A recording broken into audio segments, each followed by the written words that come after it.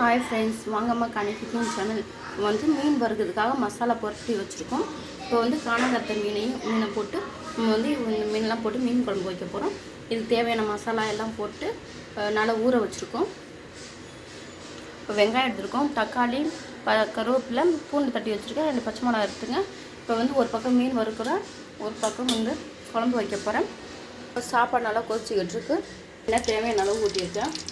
கடுகு போட்டுக்கலாம், வெந்தயம் போட்டுக்கலாம், கருவேப்பிலை போட்டுக்கலாம், பூண்டு போட்டுக்கலாம், 2 மிளகாய் போட்டுக்கலாம், பச்சை மிளகாய், உப்பு போட்டுக்கலாம்,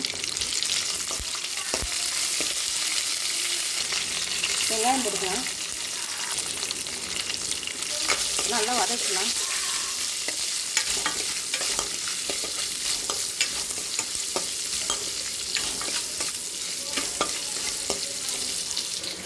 தக்காளி போட்டுக்கலாம், நல்லா வதக்கலாம்.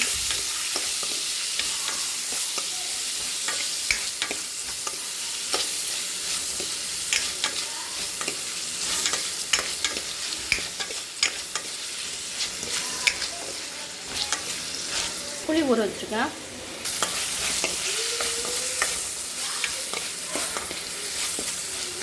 புளி தண்ணி ஊற்றிக்கலாம், மிளகாத்தூள் போட்டுக்கலாம், மல்லித்தூள் போட்டுக்கலாம், நல்லா மிக்ஸ் பண்ணி விட்டுக்கலாம்.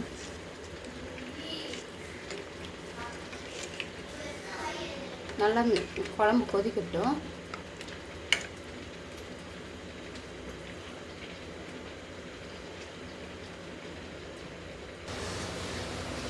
சாப்பாடு வெந்துருச்சு, சோறை வடிச்சுக்கலாம். இந்த பக்கம் நல்லா குழம்பு கொதி வந்துக்கிட்டு இருக்கு, நல்லா கொதி வரட்டும். நல்லா மஞ்சள் உப்பும் கழுவி வச்சுருக்கு, மீன் எடுத்து போட்டுக்கலாம்.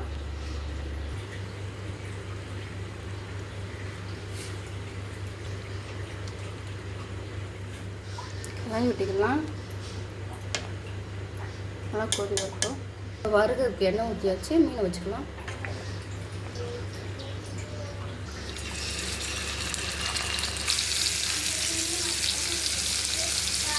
பாருங்க எவ்வளோ அழகாக இருக்குன்ட்டு.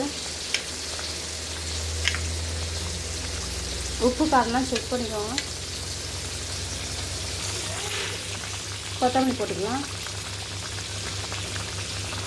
நல்லா மீன் அப்படியே வெந்துக்கிட்டு இருக்கு, நல்லா கலர்ஃபுல்லாக இருக்குது பாருங்க. கொதிக்க நேரத்தில் ஒரு சொட்டு எண்ணெய் எடுத்து ஊற்றிக்கணும்.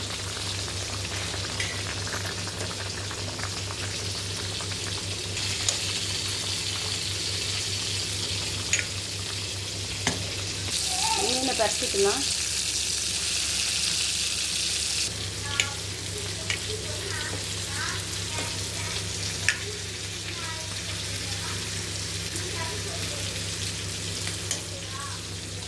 நல்லா வாசனை செம்மையாக வருதுங்கம்மா. அங்கே எவ்வளோ கலர்ஃபுல்லாக பச்சை மிளகா, கருவேப்பிலை, அந்த கொத்தமல்லி எல்லாம் எவ்வளோ க்யூட்டாக தெரிஞ்சு பாருங்கள்.